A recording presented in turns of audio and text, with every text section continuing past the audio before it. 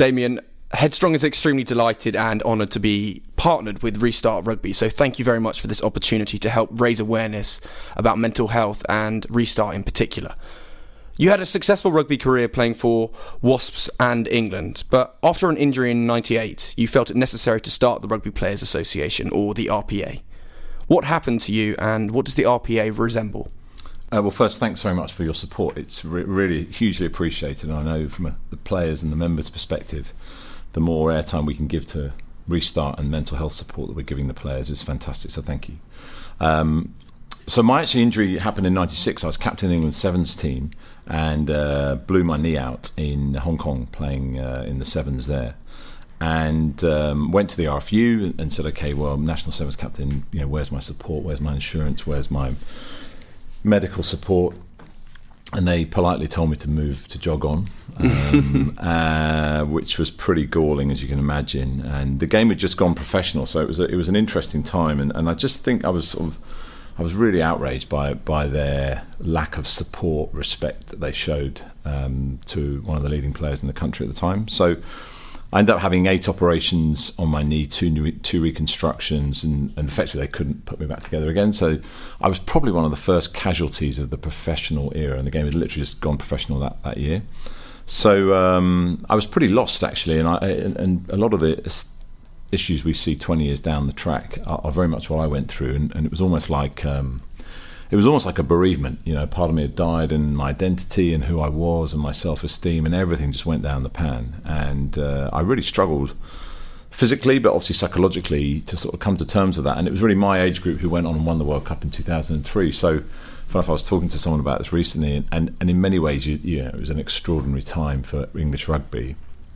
There's a part of you thinking, God, I wish I'd been out there. I wish I might have had a crack. I'm sure Clive would think differently, but yeah. So it's an interesting sort of mental battle that you have with yourself. So I effectively went to the players who were all my peer group at the time. So Martin Johnson, Lawrence Delalio, Phil de Glanville, you name it, all the sort of leading lights of the English game, and said, look, I've been to visit the Professional Cricketers Association. I've seen what they've done. I think we could do something similar. And in true rugby fashion, they said, well, you get on and do it, and we'll be right behind you. So I did. I got in my car, drove around the country, saw all the players, said, I think we should do this. We had no funding, so I was unpaid for 2 years, starting the whole thing up. But I always thought it would be a good investment of my time, and something good might come of it.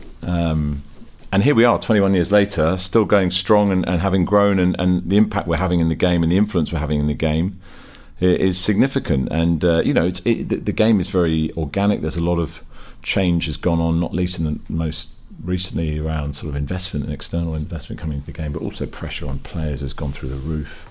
And I always think World Cup cycles are the World Cup is a different cycle. So I think after Japan this year, we're going to see the game kick on again. So it's really exciting, and we're very fortunate. We've got a fantastic team here, and our whole purpose as an organisation is to protect the interests of our professional players, men, women, 15 sevens, try and look after the former players as best we can, which is challenging, because obviously you've got a lot of players now leaving the game who, as we've talked about, struggle with a lot of mental health issues, but also displacement of what do I do next? How do I move on with my life? So we have a huge resource dedicated to try and help players develop themselves so that transition can be as easy as possible. So but it's an important part of my life as well. I still love what I do. I don't jump out of bed every morning now. I sort of creak out of bed, but I'm excited about getting to work, seeing what help we can give, and as ever, when the players say thank you, it means an awful lot, because that's at the heart of everything we're trying to achieve. So when was Restart Rugby founded, and why was the charity aspect of the RPA founded? I guess it was a few years later, I think 2001, and there was a specific incident that made us all think, actually, we need to be doing more in this space. And obviously rugby's always been a very physical game, and there have unfortunately been some significant catastrophic injuries. So Andy Blythe was playing for Sale Sharks against Saracens, basically got cleared out of a ruck, couldn't feel anything, was moved to Stanmore Hospital. So I went to see him, and I knew Blythe, I'd played with him, so it's pretty traumatic when you walk into a room at Stanmore spinal unit and there's a guy who just can't move his neck and can't move anything, and you think, crikey. And he really I guess he bucked the trend and was told he'd never walk again, and he's now mobile, father. He's done great things with his life, and Restart were there to sort of look after him. It wasn't a huge amount of money, but it was something, and it made us realise that this was going to be a huge demand in terms of what we were trying to do as an organisation. Alistair Hignell, who was the famous England fullback cricketer, but also BBC 5 Live commentator, struck down with MS, and again we provided some support for Alistair. And then I guess as we've gone on, what we find is it's quite a tough charity sell. Professional athletes everyone thinks they're all footballers, so they all earn 100 grand a week. Why would I support them? But actually trying to prove that they're very human, that physical and mental injuries happen, and it's really important that the game looks after their own. I think rugby's got a fantastic track record in actually supporting its own, and so Restart was a very natural fit.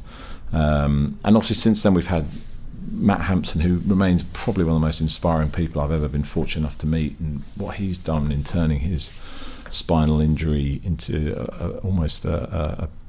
it's almost a sort of life-changing for other people now, Matt's support and what he's done through the Matt Hampson Foundation. And then obviously Ed Jackson, who this time last year I was up a mountain with him in Montbouet in the Alps, and he was told he'd never walk again. 16 months later he climbed 3,100 metres to the top of Montbouet in the Alps and gave a speech that will stick with all of us who are lucky enough to be there for the rest of our lives. So I think we're very fortunate that we've got some outstanding people who work in rugby, who play rugby, and who want to give back to rugby, and that's where Restart fits in. So what does Restart do for professional rugby players and their families in specifics? Well, there's medical treatment, obviously, and that can be the most demanding on the charity funds. So players who may have retired previously but need medical treatment ongoing, so we could step in and try and provide that support. There's obviously the financial element, again, around hardship when players are unable to work due to illness or injury. We've fitted out a number of homes over the years around disability support and provided funds to do that. And then I guess the key one that's really, for me, becoming almost, concussion is the number one injury in rugby, but I think mental health is probably going to surpass that in terms of the impact it's having on current players, former players, the pressure they're under. We all read with great sadness the Keenan Miles story recently in The Guardian. And it's what's really important is that those stories are not just brushed over. These are very serious and real issues. And we've had some tragic moments in rugby in its professional area with players taking their own lives.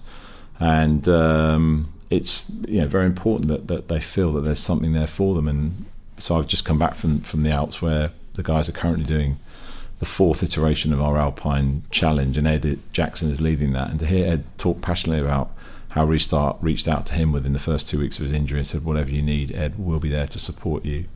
And now Ed is leading the fundraising charge and helping us in terms of and fellow players. So it's really just about that first line of support and just trying to make sure that players don't feel isolated, particularly around physical and mental health, and that there is someone there who's got their back.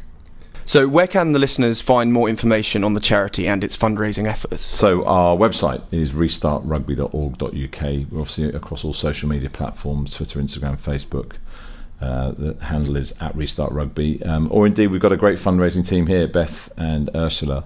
And the players are brilliant advocates for what we do, and they're wearing red T-shirts on the Restart weekend, which is I think it's this 17th, 18th, 19th of April next year. And we're turning the Premiership red on that day, and we're trying to get the guys they warm up in our T-shirts, they raise awareness. Obviously, we're very fortunate that we've got members who've got extraordinary reach in terms of social media, so getting them to help. And also players who are fortunate enough to be given testimonial years. So Alex Tate up in Newcastle, Tom Wood at Northampton have said they're going to support Restart going forward to helping their fellow players. And again, when we go out to the clubs, and we've just finished all 13 Premiership clubs and the relegated club in Newcastle, and we explain that unfortunately and statistically someone in that room will need Restart support that year. So whether it's mental health through the helpline that we provide, or whether it's physical, whether it's career ending, it's a pretty sort of grim picture we paint, but it's the reality, I guess, of professional sport. I think sometimes we'll all be glued to the World Cup over the next 6 weeks, And that really is the sort of top end, elite end of the game. But actually underneath it all, there's a lot of stuff that goes on behind the scenes that's not quite as glamorous. So the more support we can generate, the better. And we're very proud, I guess, of the athletes we represent across all aspects of the game, the professional game in England. So we want to do more with them and support them. What do you think people listening to Headstrong will be able to get out of this World Cup special series? I think one of the things that really struck us was around the fact that 1 in 4 people will suffer from mental health issues, and we launched a fantastic campaign 2 years ago called Lift the Weight, and featured people like Johnny Wilkinson, James Haskell, Nolly Waterman, just talking about their own battles with mental health. And I think just to see people like that who in a very sort of alpha environment open up and share some of their darker times, and I've absolutely been there, I think is really important, that people don't feel isolated, they're not alone, and actually there is something there to help them. So that's really important for us, and I believe, given that we're the only sort of organisation in rugby actually spending money in this area, I'm hoping that we can encourage all the other governing bodies, the RFU and the Premiership clubs, the Championship clubs, to look at mental health and say, look, what more can we be doing to make this, to make the player welfare an absolute priority? So I just believe that hearing people talk more about it sort of lightens the load. It shakes off the taboo around mental health. And when you see sort of 6'7" strapping blokes running into each other, but know deep down that there are some significant emotional issues that exist within the dressing room because of the pressures put on the players, or the pressure the players put on themselves, I think it's a really important and positive message to be sending out to a broader church. I ask this question to everybody that comes on the podcast, but what does the word headstrong mean to you? That's a great question. For me, it's probably not giving up. And I think about, as you'd imagine, you tend to sort of look at your own personal situation. And when I started the RPA, everyone said, "You're mad, what are you doing? Go back to the city and earn a lot of money and retire at 45, which I'm now wistfully wishing I had done. But no, but I think it is not giving up, and it's that, it is the sort of the belief about your own sort of values and strengths, and actually backing yourself. And as I said, I think it's just really important that we're talking about this stuff, but also that people are believing in themselves. And we deal with these finely tuned athletes who are in a performance environment where they have to deliver in the 80 minutes on match day, and obviously all the training that goes into it. So I really believe that sort of self-belief and the determination to not give up is an incredibly important part of being headstrong. And I suppose the final question that I have to ask you is, who is going to make the World Cup final in Japan? Well, it's interesting. We've been sort of back and forth in England camp all summer, and I've never seen it as relaxed and yet focused. And the spirit is as good as I've ever seen it in a rugby environment, including ones I've been in, albeit back in the 1950s. So I think, obviously, look, my heart and head are saying if England can find their feet early doors, build up confidence and momentum, certainly in the latter parts of the pool stages, going into the knockout stage, I think they are definitely one of the teams to beat. And it's quite hard to look beyond New Zealand and or South Africa, but I'm going to go with an England-South Africa final and England to win by 2 points. Damian, thank you so much for your time. Like I said at the beginning, we are absolutely delighted and honoured to be partnered with Restart Rugby and continue raising awareness about this amazing charity and in fact, the sport itself, and may it keep rising up. And so thank you so much. Thanks so much, Louis. Cheers. All the best.